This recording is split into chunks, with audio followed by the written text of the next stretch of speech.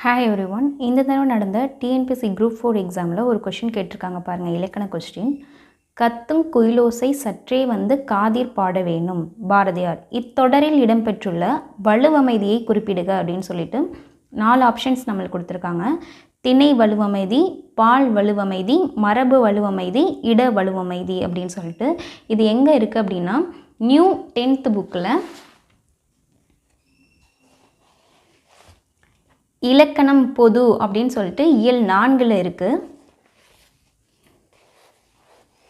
நான் கொடுத்துருக்காங்க பாருங்கள். வலுவமைதி அப்படின்னு சொல்லிட்டு திணை வலுவமைதி, பால் வலுவமைதி, இட வலுவமைதி, கால வலுவமைதி, மரபு வலுவமைதி. இப்போ நம்மளுக்கு கேட்ட கொஷின் வந்து இந்த மரபு வலுவமைதியிலிருந்து தான்.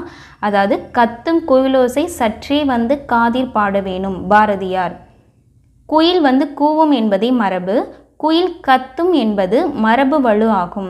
இங்கு கவிதையில் இடம்பெற்றிருப்பதால் இது மரபு வலுவமைதியாக ஏற்றுக்கொள்ளப்பட்டது. அதாவது குயில் அப்படிங்கிறது நம்ம கூவும், மயில் அகவும் அப்படின்னு படிச்சிருக்கோம் இல்லையா. ஆனால் இங்கே கத்தும் குயிலோசை அப்படின்னு சொல்லிட்டு இந்த கவிதைக்காக மரபு வந்து மாற்றப்பட்டுள்ளது. ஸோ அதனால் இது வந்து மரபு வலுவமைதியாக ஏற்றுக்கொள்ளப்படுகிறது. ஸோ இதுக்கான ஆன்சர் வந்து மரபு வலுவமைதி.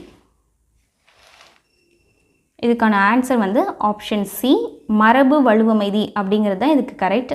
ஒவ்வொரு கொஷின் பார்க்கும்போதே நீங்கள் அந்த லெசனையும் ஃபுல்லாக படிச்சிட்டிங்க அப்படின்னா நம்மளுக்கான ஈஸியாக அந்த லெசன் வந்து ஓவர் ஆகிடும். ஸோ இதே போல் நாளைக்கு இன்னொரு இலக்கண கொஷின்ஸோடு உங்களை சந்திக்கிறேன். பாய்.